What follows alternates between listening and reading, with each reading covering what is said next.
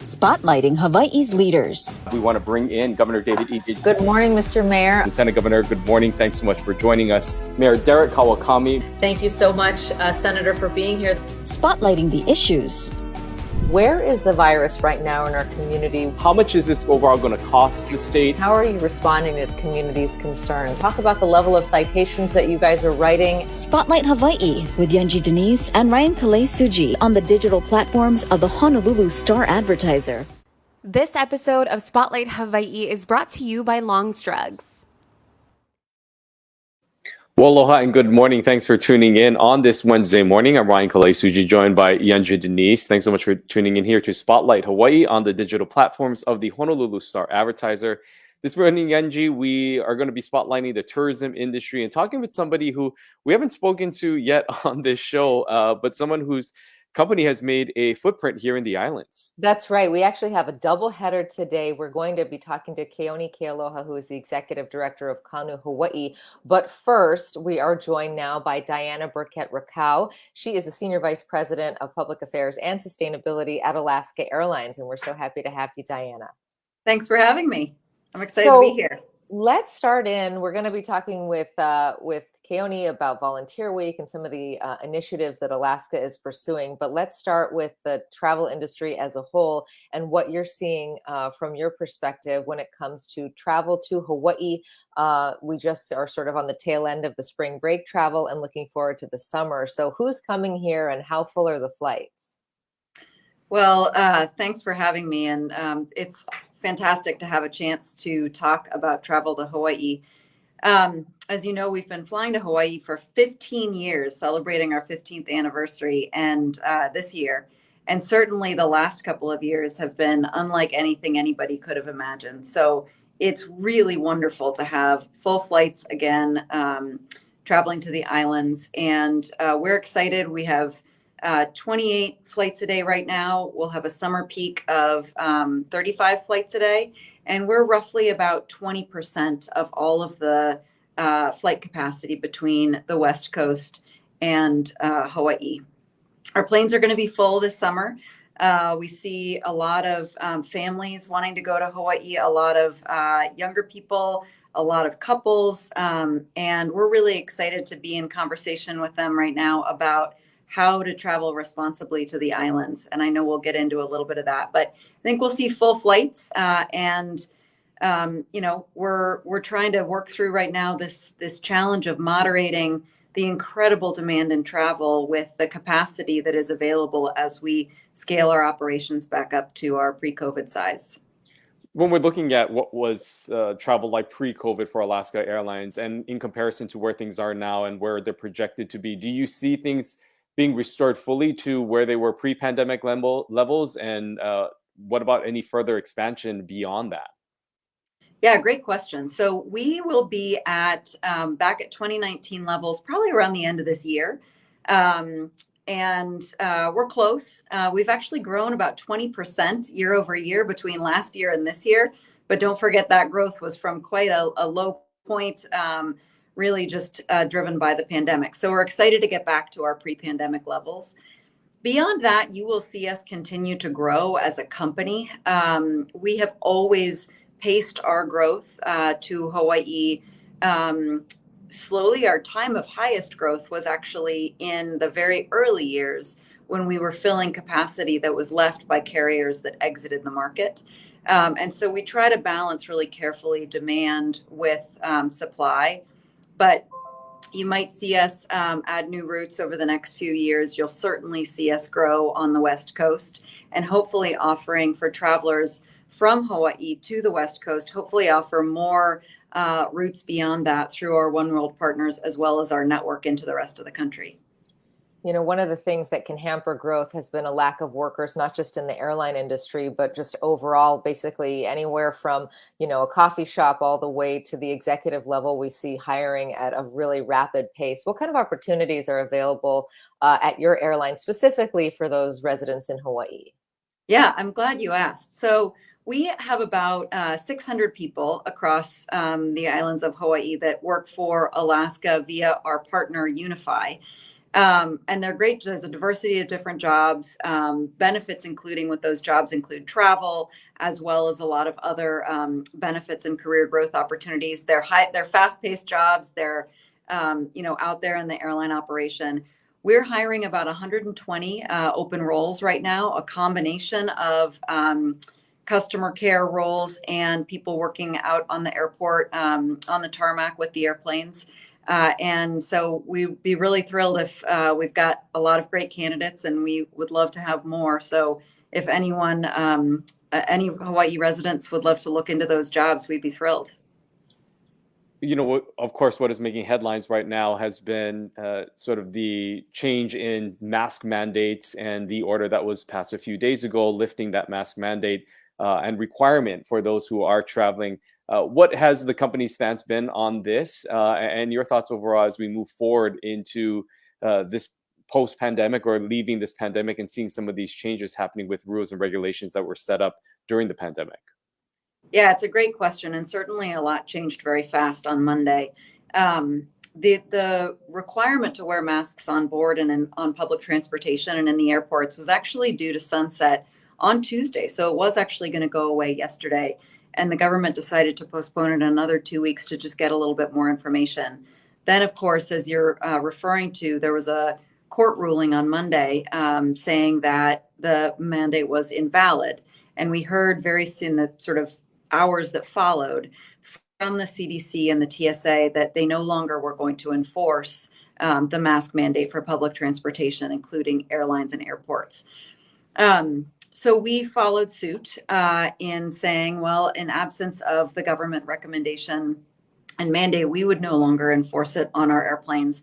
However, the CDC, who we've tried to follow sort of their guidance throughout this, still recommends that, particularly for immunocompromised people or those that are ill, or just folks that want to protect each other, wearing a mask is still a great thing to do. And it certainly can protect you against not just coronavirus, but other illnesses. So we like to remind people masks are optional. They're not required, but I think especially for folks that may not feel quite ready to get rid of the mask, we highly encourage it. There's a comment here from Heidi. I want to bring it in and then ask a question going off of that. She says, residents of Hawaii are concerned about 2019 visitor numbers of 10.4 million and this year projecting over 11 million.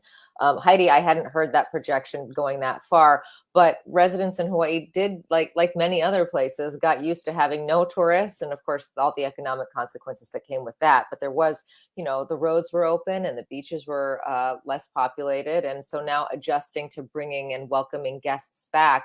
How do you balance that and make sure that the people who are coming to Hawaii also respect the culture and the norms here? I'm really glad you asked about that. It's such an important thing. And actually, it sort of relates in some ways to the conversation that we just had about masks. Throughout the last, and I'll bridge back, but throughout the last couple of years, we have had this additional consciousness around sort of taking care of each other and being aware of the consequences of our actions on others. And one thing was wearing masks to protect each other. And our flight attendants, who I just want to thank for sort of being on that duty for the last couple of years, were sort of front and center of that. But that's not limited to COVID. And one of the things that we are very focused on as travelers come back to Hawaii is making sure that they're being thoughtful about their impact on the islands. We had a campaign over the last couple of years alongside many others in Hawaii around Malama and thinking about taking care and being responsible for your actions. That was both related to sort of the public health implications of your actions around COVID, but also related to taking care of the islands, the air and the water and the communities. And so what we've tried to do is educate our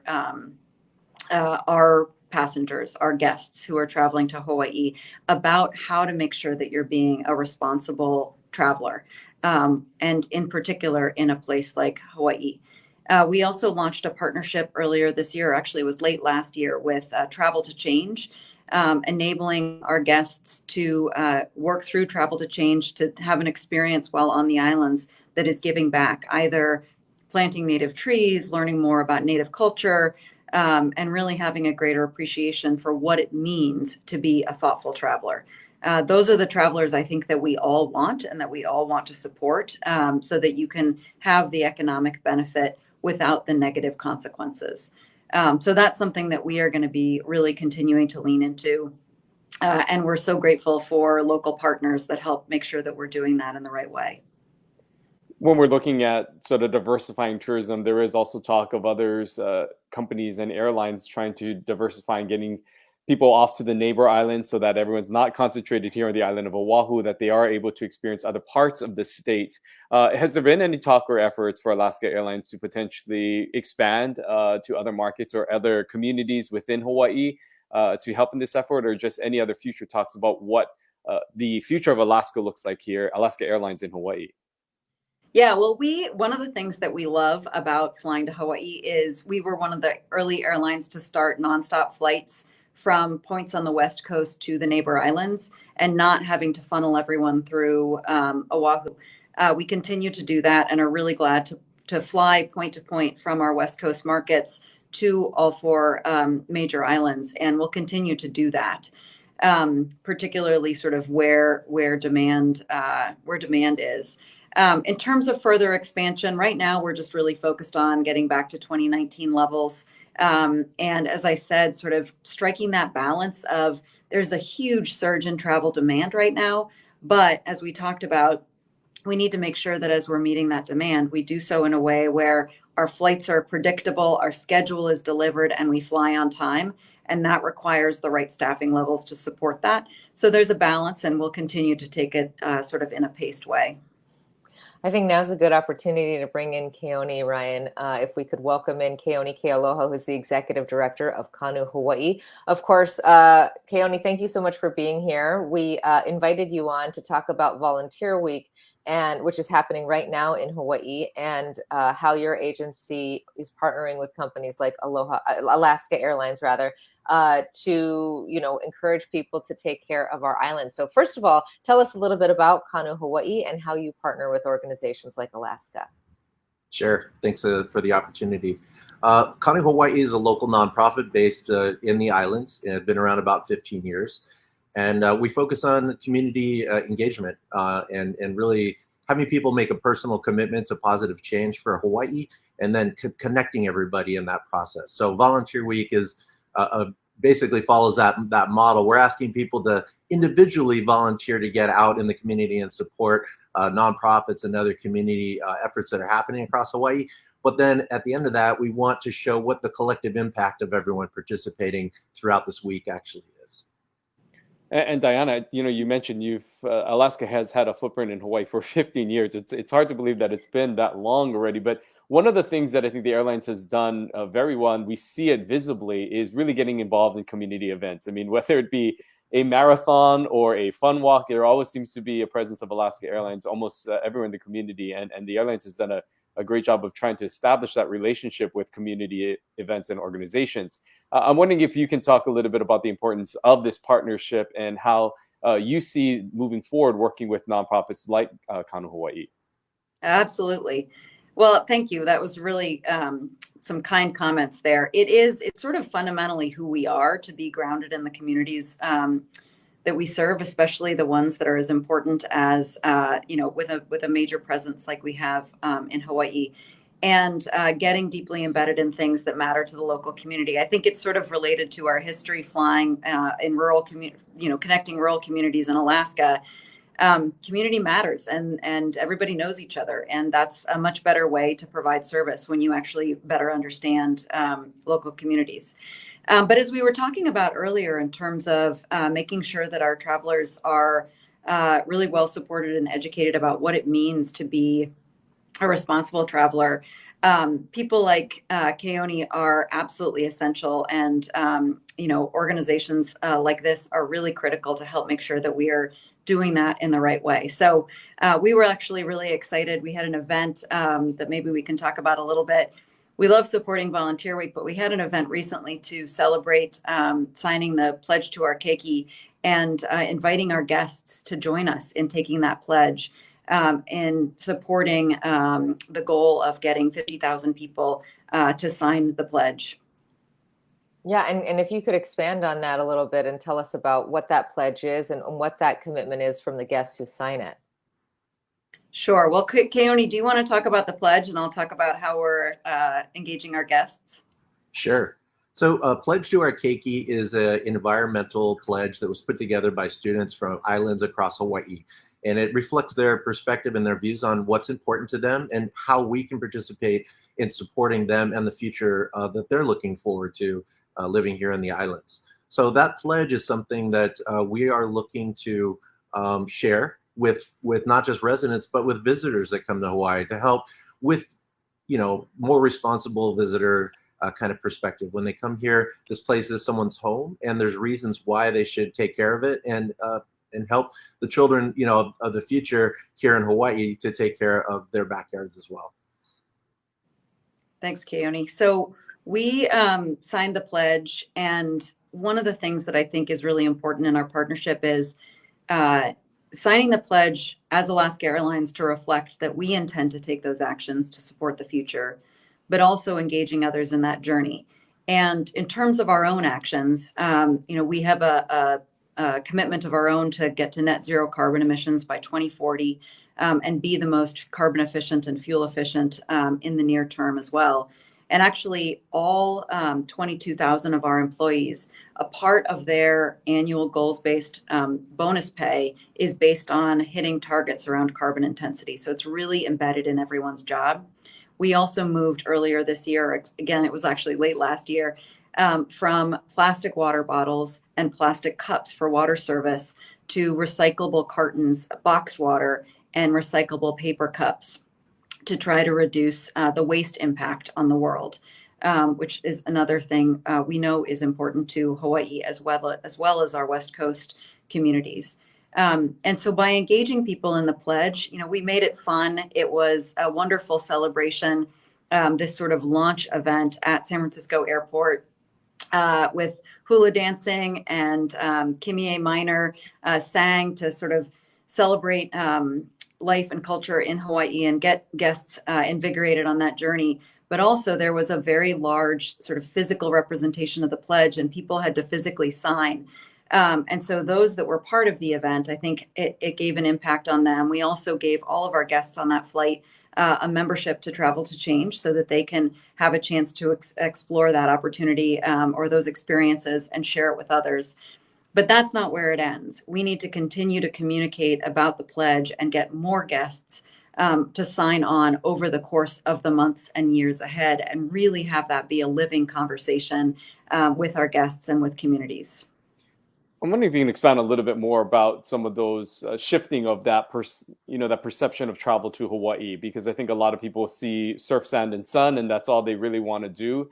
But there are other opportunities, as you mentioned, to be involved in giving back to some degree. What are some of those things that people can engage in, and what are maybe some of the other opportunities that the airlines is trying to provide and just bring to light as other options for a travel experience in Hawaii? Sure. Well, sort of fundamentally, we encourage all of our guests to travel responsibly in terms of things like bringing your own reusable water bottle on board. Those aren't things that are necessarily, just dependent on being on the ground in Hawaii, but they are things that if you begin to build that consciousness around little decisions that all add up to reduce waste, to reduce your carbon footprint, to be conscious of communities around you, it starts to accrue to other areas of life or other levels of awareness in terms of your impact on the world. So that's sort of the foundation. And then specifically as it relates to opportunities with Travel to Change or others in Hawaii, one that I had the opportunity to participate in a year or so ago was planting native trees to reforest or repopulate parts of the island with native plants. And I hadn't realized before how much of the island's vegetation is actually non-native plants that have sort of grown up over time, and actually making sure that we have native plants where possible. There's the benefit of bringing native vegetation back to the islands, but also the carbon benefit of growing new plant material on the island. So that was just one example.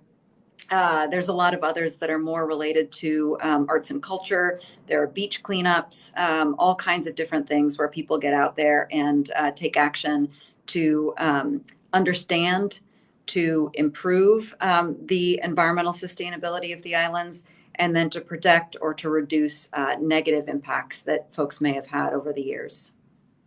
Keone, I love what you said about, this is someone's home. And when we welcome visitors, we are welcoming them into our home. As part of Volunteer Week, of course, we all need to be taking care of our home. What are some ways that people who are watching today could get involved if they don't have, a corporation like Alaska that they work for, but still want to help out this week? Well, fortunately, this week is Volunteer Week in Hawaii. It's a local celebration of National Volunteer Week, which has been around almost 50 years. And this week we have over 400 events that are being hosted across 6 islands by community nonprofits and organizations that live and work and, protect those places across Hawaii. So if you go to volunteerweekhawaii.org, there's a listing there of all the events. You could sort it by island if you happen to be on a certain one or visiting a particular one, and find an opportunity that's happening. We're in the middle of the week, so it is Wednesday, but I'd say the bulk of the events happen towards this weekend. Friday is Earth Day. There's a lot of events happening around that. And then Saturday is traditionally the busiest day of the week for volunteer opportunities. And I would just add, can I just add maybe as an added incentive to encourage involvement, we're giving away Alaska Airlines round trip tickets throughout the month. So get out there and volunteer, and maybe you'll win one of our tickets too. Yeah, even more incentive to get out there. Keone, I'm also just wondering if you can expand a little. I mean, this is obviously a big week for people to get activated and get involved, but obviously you would like to see people sustain this and do this beyond. What are some of those other opportunities that may be presented for people down the line that can really impact the community, and what you folks are trying to encourage people to get involved in? Well, really, it's about taking action, right? We can talk about change, we can think about change, but if we're not willing to do something, nothing's going to change. So these opportunities to volunteer are inciting people to take some kind of actual action, to get out there and get involved. And in that process, you can have an incredible experience. You can meet people where they live, in their homes, in their communities. And I think that as we see the travel segment start to shift into the millennial segment and into the Gen Z, these are the kinds of experience that those folks are looking for. So while we see the numbers starting to increase again as far as the volume of visitors, we want to try to direct that towards people who want to come here and give back. Why look at it as a negative thing? It could be a positive thing if we can invite the kinds of people that we want to enjoy our island home to come and enjoy it and to give back while they're here. Diana, you talked about some of the changes in flight with the water bottles changing to boxed water and things like that. And Keone did make reference to the fact that it is Earth Day on Friday. We tend not to think of airlines necessarily as sustainable, but I'd love for you to expand a little bit more on that idea that the airline will be carbon neutral in the pretty near future, and what concrete steps you're taking to make that happen. Sure. Well, thanks for asking. And we, take that commitment very seriously. And we know that the technology isn't available right now to be net zero, but it's on us to make progress. And just to reference something that Keone said, taking action it can sometimes be daunting to think about how do you solve the whole problem, but actions accrue to much bigger impacts. And so if all of us take individual actions, we're going to take more, and then it will add up. As an airline, we have 5 steps to get to net zero. The first one is operational efficiency, meaning avoiding essentially any fuel burn that we can avoid. Taxiing around the airport with 1 engine instead of 2 where that's possible. Using ground power and electricity to cool the aircraft while it's on the tarmac, instead of running a sort of low grade engine to keep the air conditioning going. All of those little things add up. And we started to use a new artificial intelligence software last year to help our dispatchers plan the most optimized routes, so that we actually can shave a few minutes off of every flight on average. And that goes with saving fuel and saving emissions. We're also bringing more fuel efficient aircraft into our fleet. The 737 MAX is flying to Hawaii, and we look forward to having more of them fly between the West Coast and Hawaii in the months and years ahead. And that airplane is about 22% more fuel efficient than the aircraft that it's replacing. So that's another step. Sustainable aviation fuel, fuel that has a lower carbon impact over its life cycle, is a huge part of that journey that we're using now, but we need more of, and we need to grow that market. And then potentially in the future, electrified or hybrid electric aircraft, likely starting with smaller aircraft and regional flights, but potentially growing over time. And then finally, as a last resort, investing in carbon offset or carbon removal technologies to close the gap to our target of net zero. So we're progressing along that path one step at a time, and trying to work on all 5 of those elements at once to try to accelerate how fast we can get there. You know, as we wrap up our conversation this morning, I want to provide each of you an opportunity to give a closing thought or a statement here as we end. Keone, I'll start off with you. Just your final words to our viewers who may be tuning in and may be interested in getting involved in something this week. Well, definitely appreciate the partnership with Alaska and being able to share the pledge to our keiki with their customers and folks that are coming to Hawaii. Really, you know, signing a pledge isn't going to make it happen, but it creates awareness and a foundation that we can build on, and we can engage people when they come here around the right kind of mindset. So, you know, if folks that are participating and viewing your stream today want to check out the pledge, it's at pledgetoourkeiki.org, and they could sign it online and help to share the message of our students and our youth. And I think the last thing is just get out there. You know, there's opportunities to volunteer this week virtually if you don't want to physically leave your home. There's opportunities to get outside and to get back into the community, and really our nonprofits need us right now. The last 2 years have been extremely challenging for volunteer programs, and the nonprofits need to recover too, and the only way they can do that is by having people come out and support them. So, and thanks. And Diana, for you, your closing thoughts this morning and message to viewers on behalf of Alaska Airlines. Well, thank you. Thank you for having me. And it's great to be in this partnership and conversation with Keone as well. I would just underscore some of his points. I think we are all going to get through sort of the worst impacts of the pandemic together. We may not have had a chance to be physically together as much in the last few years, but thinking about how do we move forward with some learnings, an opportunity to sort of stop and think about what's most important in the last couple of years. And one of those things is how do we actually sustain the strength of our communities, the strength of job opportunities, and the strength of, you know, the incredible environment around us. And I think let's, you know, work together to sort of capitalize on that greater awareness and consideration of those issues. Get out there and volunteer, join us at Alaska on our journey, bring your reusable water bottle, you know, and give us ideas. And please think about signing the pledge to our keiki as well. Some great calls to action from both of you this morning. Thank you so much, Diana Birkett Rakow of Alaska Airlines and Keone Kealoha, Executive Director of Kanu, Hawaii. We appreciate both of you this morning. Thank you. Aloha. Ryan, great to hear from both of our guests this morning. We covered a wide range of topics with Diana about Alaska Airlines. Interesting to hear her thoughts about where the airline is going in terms of recovering from, you know, all the loss of pandemic travel and now this big surge in demand. She's saying that hopefully by the end of this year, they will be back to their 2019 levels when it comes to travel. There are some there is interest in expansion, but right now they're really focused on getting back to where they were before COVID began. And to that end, there are quite a few job opportunities, over 100 openings here in the islands alone to look at. So she encouraged people to look, that's anywhere from working on the tarmac all the way to working in the front office. So definitely something to consider if you're out there and job hunting. Yeah, and you know, sentiments that we've heard from multiple CEOs and other executives who have come on the show, noting that they are looking for workers, and specifically, as she said, this is something that is local workers that they're looking for, people who live here in the islands, that they are looking to, of course, prepare for what is expected to be a summer surge of visitors that come in, but also getting back to some of the levels that they saw. We also heard from her on just the overall company's vision for sustainability overall. Pretty impressive when you think about some of the things that they are tackling and just the little things that we've noticed too when flying Alaska Airlines in those cartons rather than those plastic cups, those little efforts that the airlines is taking to really put themselves ahead in that effort for sustainability. We also heard about that partnership with Kanu Hawaii and that activation that happened last week in San Francisco that really engage those flying into the islands, but really began that conversation about Volunteer Week and other opportunities to view travel to Hawaii in a different light.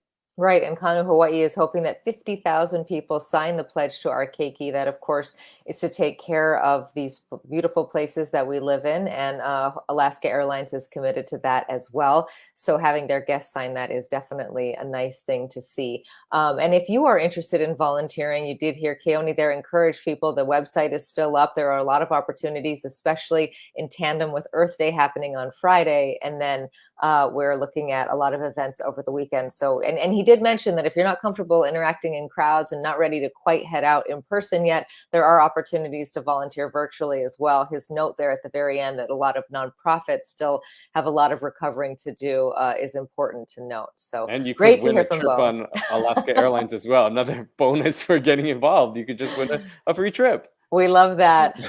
Switching gears on Friday, we will be talking to someone else who has made the climate and climate change a big part of his platform, and that is Senator Brian Schatz. He's going to be joining us to talk about Red Hill, to talk about climate change and just all the workings in Washington. There is so much news to catch up on. He always has a lot to say, so we really look forward to speaking to Senator Schatz right here, 10:30 on Friday. We'll see you then. Aloha. This episode of Spotlight Hawaii is brought to you by Long's Drugs.